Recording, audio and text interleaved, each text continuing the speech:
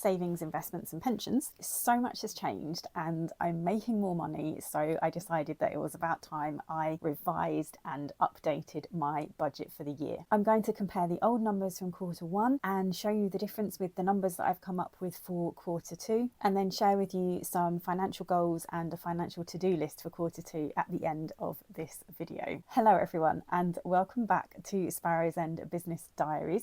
If you are new here, then I'm Mel and I make videos all about quitting the 9 to 5, setting up online income streams, work from home lifestyle with some personal finance thrown in as well. So if that sounds like your cup of tea, then make sure you click the subscribe button. Also make sure you check out the playlists because the back catalogue is probably the best way to find out what this channel is all about. So let's get cracked on with things. I'm not going to break everything down into really fine detail because the last video did that. The last video also put a lot of emphasis on the context of my financial situation. So if you haven't watched that, then it might be useful to go back and watch it at the end of this video, or perhaps even at the beginning before you start this one. But for those of us in the know, let's get started. The old figure for my quarter one budget for the joint account that the bills come out of was £500. That's how much I was paying in. That covered things like gas, electricity, council tax, all of those sorts of things which you can go and take a look at in the video that I mentioned. That is now increasing slightly to £520, and out of that £20 extra, 10 of that is to sit in the joint account where the bills come out, because all of the bills, now we've kind of hit April, they have all crept up very slightly, and so that extra £10 will help to not just cover those bills but also to make sure that there is a bit of an overpayment in that account as well. Because if you remember, or I'm not sure if I mentioned this in the last video, one of my goals for this year is to build up the joint account to have £3,000 in it, because that bills account is used for household emergencies like appliances breaking down. And in my head, I'm thinking £3,000 will probably cover a new boiler and a couple of appliances should all of those things break at once. It will also cover repairs, calling out a plumber, an electrician, anything like that. It's currently at £2,500 at its lowest point, so that's after all of the monthly bills come out. That's what's left in there. So I'm looking to build that up by another £500 over the course of the rest of this year. One of the ways that I'll do that is with that £10 overpayment, bearing in mind there's already an existing overpayment in that old amount of £500. This should just keep the overpaying on track. That should bring in a couple of £100 over the course of the rest of the year, not just from that £10 but from the aforementioned overpayment that you'll see in the previous video. As well as that, we have been getting regular refunds from our energy supplier because our energy usage, now that we're paying attention to it, has come down dramatically over the course of the last year, and we just keep building up such a backlog. I have adjusted the direct debit several times this year and still we are just not using that much gas and electricity compared to what we're paying in. So those adjustments continue, and there have been some refunds that have come into that account. I'm expecting another one of £40 to land in the next few days. So things like that will also help to build up that final £500. And then something else that we are doing as a result of your comments that you made on the last video, some of them were very funny about how much we were paying for our water. We have actually got the water company coming round to see if they can set us up with a water meter, because even they think that we could save probably about £400 to £500 a year simply by switching to a water meter. That's going to save us quite a chunk every month on the £70 that we currently pay every month. Hopefully a combination of all of those things should get us to the £3,000 in the joint account for household maintenance and emergencies. So in terms of my payments, that one has gone from £500 to £520. Next up then is the grocery budget, which I know seems to shock quite a lot of you, but our grocery budget is £200 a month, of which I pay 50%, so £100 a month. And we noticed, and I think I might have mentioned this in the last video, that we were creeping over it. We were both finding that we were spending an extra £10 or £20 a month each on that, so that the budget was, or the amount of money that we were spending was creeping towards £250 a month. And we looked at why that was, because there hasn't been such a leap in food prices in like the last 3 or 4 months. And basically it's us just getting a bit disorganised in terms of how we're approaching our meal planning and grocery budgeting and things like that. So I have put several things in place, including a master list of 30 dinner meals that we tend to make sort of every month, and just being much more organised in terms of how we're ordering our monthly amount of food. This month we have got about £25 left. What's the date today? I don't know what the date is today.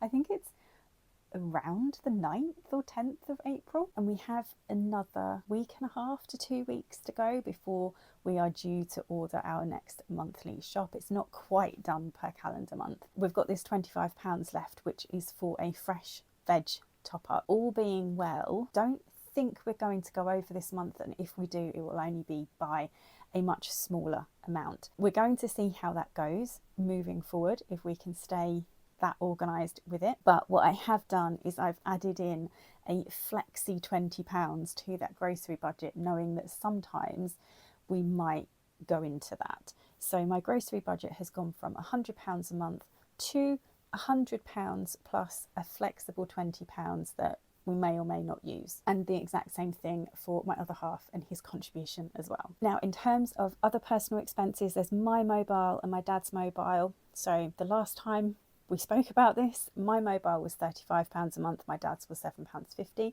That remains the same, but they are both up for renewal this summer, so that might change moving forward. There's been a slight change with my mobile in that tends to come in at £34 a month at the moment, and that's simply because I'm paying more attention to not going over my data allowance. But apart from that tiny little change, that remains the same for this quarter, but I would expect it to probably change in Q3. The other thing on my personal expenses list that you'll remember from the previous video is my iCloud storage, which comes in at £8.99, so we may as well say £9 for that. That has remained the same. I did make an effort right at the beginning of the year to cut down on the photos, the videos, move things onto hard drives and things like that. And then for some reason, and I couldn't tell you what it was, I just forgot about it. It just fell by the wayside and I stopped doing it. So that is something that I do need to get back onto, because I would love to be able to drop down a tier.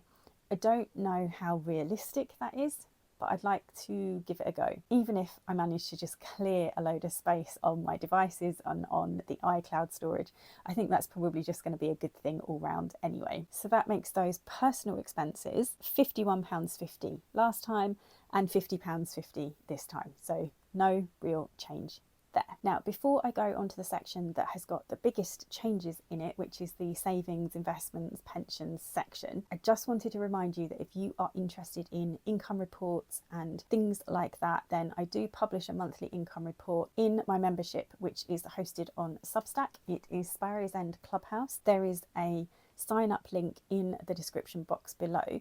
You can sign up for free and get an occasional free post or free article from me. The income reports themselves are for my paid members, but I do tend to put like a preview at the beginning, so you get to see a section of it. And for some of you, that might be enough just to see all the different income streams that I have, but the actual nuts and bolts and the nitty gritty and the exactly how much I make and exactly how much profit I make from all of my income streams, that's a little bit further down, and that is for members only. There's lots of other content that is gradually being added to that membership as well. So go and check it out for free and see what you make of it. It's £30 to join for the whole year, which, what does that work out as? About £2.50-ish a month. And that's where I hang out the most when I'm not on YouTube. So if you definitely want more content from me, then that is the place to go. Now, moving on to savings, investments and pensions. On the old video, it was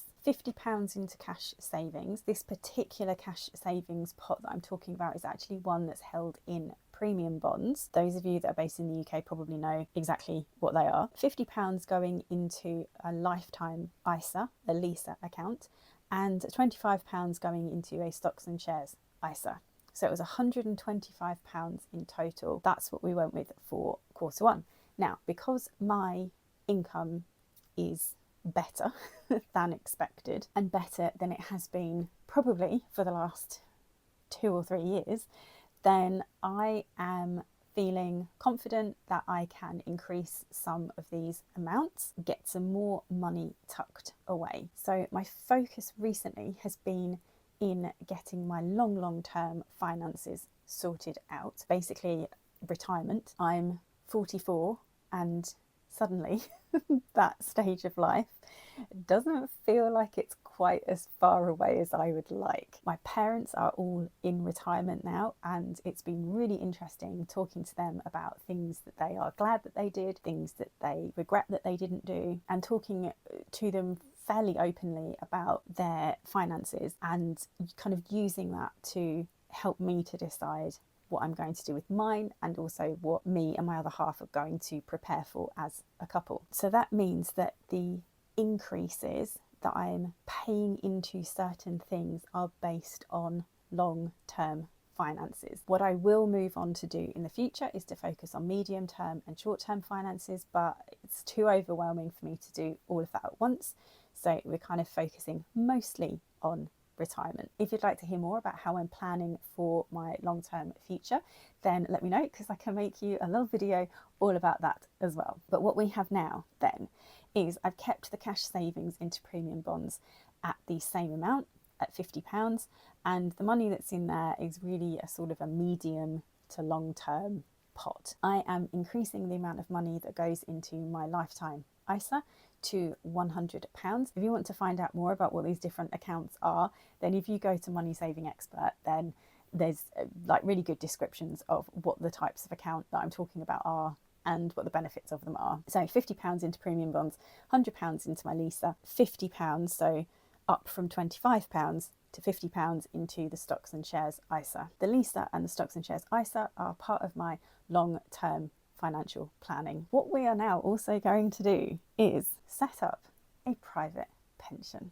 So I have my teacher's pension already, and at some point in the future I will qualify for the state pension, but I would also like a private pension as well. I can't pay anything extra into my teacher's pension unless I go back into teaching, which I'm certainly not planning on doing in the near future. So I have been pensionless for the last 5 years, maybe even coming up for 6 years, and it feels horrible and I want to have one again because of the tax benefits. You can look up all of this stuff. I'm not a financial advisor and I don't feel comfortable explaining the benefits of a pension to people. I am in Q2 going to set up a private pension and pay £50 a month into that. I'm looking at Pension B or Nutmeg. I'm more drawn towards Pension B at the moment because they have like a self-employed pension available, because they're very much aware of how irregular income can be when you're self-employed. And so you can, rather than just having a monthly amount, you can just put lump sums in when, I don't know, say you have a really great month or a really great year, you can put more money in that year and then kind of pull back again in a year that's a bit leaner. I just kind of like their attitude and understanding towards it. So those are the two that I am looking at. I'm going to do a little bit more research and then I will pick one and I will get that private pension sorted out. So that's another long-term vehicle for my finances. So in Q1 then, my savings and investments total was £125. In Q2, it's going to be £250. Now, for me, there has always been something about £250. And I think it's because I only have to do that for 4 months and I've added £1,000 to my net worth. And that feels huge. That feels like a really big sum of money, which maybe to you it doesn't, but to me it does. And I'm absolutely thrilled with the £250, and I'm so just chuffed that I've managed to get my income back to a point where I can put that amount of money away every single month. Finally, we come to my spending money. So last time we spoke in Q1, I kind of had this baseline of £100 spending money every single month, and then in good months I could allow myself to spend some more of that, because obviously all of my savings and investments and things had come out, and whatever was left, I could either put more into savings and investments, or I could spend a little bit more. And I have to say, I have spent a little bit more. I have had a really lovely 2 or 3 months just being able to buy some things that I couldn't buy before. Things like taking my mum out for a Mother's Day lunch, things that felt really uncomfortably tight or maybe not even doable in like the previous couple of years. I have been able to do that, and so that has been really nice. Now for Q2, I have decided that I'm going to increase that sort of baseline, that minimum spend, to £150. I think £150 is a more realistic sum of money, especially considering that I take my travel money out of that, so train tickets and things, when I'm going to visit friends and family. So £150 seems a little bit more sensible and generous towards myself, but I'm also keeping it very flexible, because again, if I have a really fantastic month, then I could, maybe spend £200 or £250, because we are coming into garden season, and I have just dropped £50 on a load of plants and summer bulbs and things like that, and it felt amazing. There's also lots of things around the house that I would like to buy. I am happy for my spending to be relatively flexible, because the idea with the way that I budget is, as long as everything is taken care of, so I'm taking care of my share of the bills, I'm taking care of my personal expenses, I'm taking care at the very least of my long-term financial future. That's all swept out, and then what's left is for me to kind of decide, almost like off the cuff, fairly flexibly, what it is that I want to do with whatever is left, whatever is over that amount. Now we are going to talk about my financial goals for Q2, and there are a few of them. So the ongoing one is one that I've spoken to you about earlier in the video, which is making sure that I am building up the joint account fund to get it to that £3,000 target. The second one is to continue to pay small amounts of the mortgage from money from decluttering used items around the house, odd little payments when I have got a bit more money than I realised that I was going to have. It's quite nice to just throw 10, 20, 30 pounds at the mortgage just to bring that down. So I'm going to continue with that. My third financial goal for Q2 is to look at my medium term finances. For me, medium term means anything from like maybe the next like 6 months to 5 years, and things like holidays that I'd like to take, things that we need to do to the house and garden, saving up to move house as well. We want to save a separate £5,000 in like a separate moving costs pot, and I just want to come up with some sort of plan around that so that I can start to contribute small sums of money into those medium term planning pots as well. And then eventually later on in the year, I want to really think about short-term things that I want in the next month, 2 months, 3 months. It could be, slightly bigger purchases, the ability to do things spontaneously. I kind of want to look at that, but that will be for Q3, because like I said, I find it overwhelming trying to organise all of it at once. So there we have it. That is the new financial plan for Q2. The focus has been getting all of my long-term stuff set up and giving myself a little bit more money to spend, and also dedicating a bigger chunk of money to go into savings and investments and things like that. And it feels really good. Like I said, if you want to find out more about my income streams and how much money I'm now making, you can get that from the Sparrows End Clubhouse. If you would like to become a member, the link is in the description box below. I've hopefully added a few screenshots of the type of thing that is on there, but I would recommend going and checking it out for yourselves. Let me know if there are any other types of financial video you would like me to make, or any other financial things that you would just like me to share with you, and let me know in the comments below and I will get onto that. And I will see you again soon in the next video.